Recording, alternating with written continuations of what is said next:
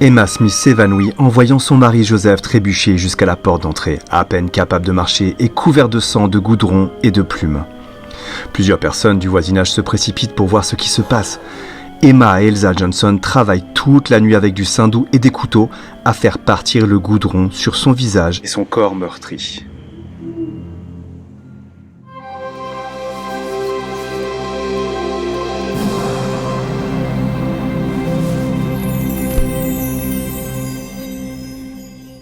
Plus tôt dans la nuit, Joseph était en train de bercer son petit garçon malade de la rougeole lorsqu'un coup à la fenêtre l'alerta juste avant que la porte d'entrée n'éclate. Se précipitant à l'intérieur, plusieurs hommes ivres et en colère attrapèrent Joseph et l'emmenèrent dans les bois à une certaine distance de la maison. Joseph essaya de les repousser, mais ils étaient trop nombreux, tenant leur autre bébé jumeau. Emma criait, terrifiée par ce qui se passait. Joseph expliqua « J'ai été battu, goudronné et plumé. Ma bouche était remplie de goudron et ma dent s'est cassée après qu'ils aient essayé de me faire boire du poison. J'ai vu Sidney sur le sol, près de moi, et j'ai cru qu'il était mort. Alors je les ai suppliés de ne pas m'ôter la vie. Après m'avoir giflé et battu, ils m'ont laissé sur le sol froid et se sont enfuis. Il m'a fallu de nombreuses tentatives pour enlever le goudron de ma bouche et retrouver la force de marcher jusqu'à la maison. Je ne sais pas pour Sidney. Sidney avait également été arraché à sa maison de l'autre côté de la rue, mais les émeutiers l'avaient tiré par les talons de sorte que sa tête rebondit sur chaque marche et sur la route gelée et rocailleuse. Délirant et respirant à peine, Sidney fut laissé pour mort et finalement ramené chez lui par des voisins. Les jours suivants, les gens s'occupèrent de lui alors qu'il oscillait entre la vie et la mort. Le lendemain, comme l'apôtre Paul qui avait été laissé pour mort après avoir été lapidé, Joseph s'habilla péniblement et, le corps meurtri et couvert de croûte, prononça un sermon sur le pas de la porte des Johnson. Joseph ignora certains de ses agresseurs qui étaient alors dans l'auditoire et parla malgré la douleur. Mais vous savez quoi? Plus tard dans la journée, il baptisa 3 de ces personnes qui se trouvaient plus tôt dans la nuit parmi les émeutiers.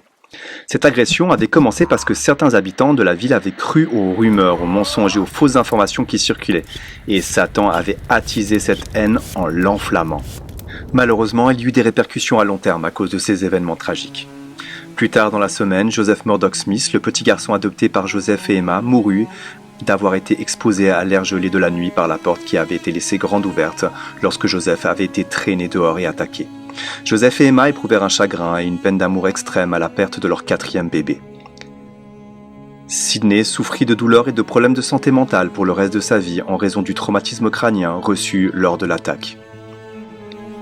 Les Rigdon et les Smith retournèrent s'installer dans les confins plus sûrs de Kirtland et Joseph parla avec un sifflement le reste de sa vie à cause de ses dents de devant cassées lors de son agression. Bon, même si les bénédictions sont promises, il arrive souvent que de mauvaises choses arrivent à ceux qui font l'œuvre de Dieu.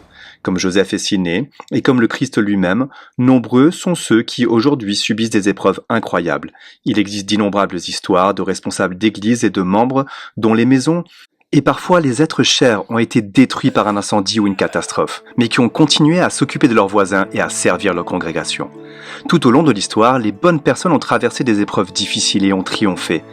N'est-il pas intéressant de constater que certains des meilleurs travaux, des plus grandes croissances et des plus grands miracles se produisent lorsque nous ne nous sentons pas très bien? Et bien que des gens essayent d'arrêter l'œuvre du Seigneur, il a promis que rien n'arrêterait son évangile. Par exemple, Jesse Gauss s'est vu promettre de grandes bénédictions lorsqu'il fut appelé comme conseiller de Joseph Smith dans la section 81. Peu après, il partit en mission dans l'Est avec Zebedee Coltrane. Mais lorsque son compagnon devint trop malade pour continuer, Jesse continua sans lui et disparut tout bonnement.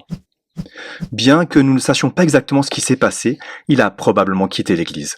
Frederick G. Williams fut appelé à le remplacer et reçut les mêmes bénédictions promises.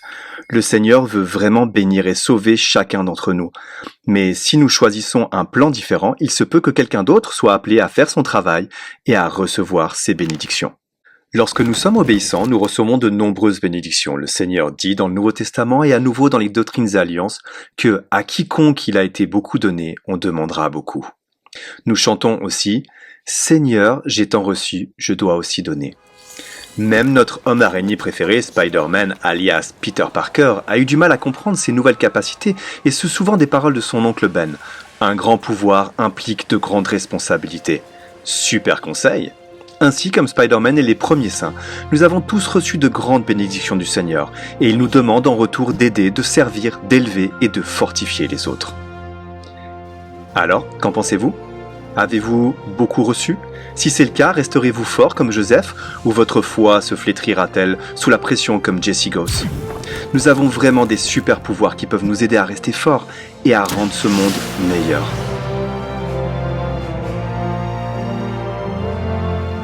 La prochaine fois, nous verrons quelle réponse le Seigneur révèle lorsque les missionnaires reviennent et font leur rapport de mission.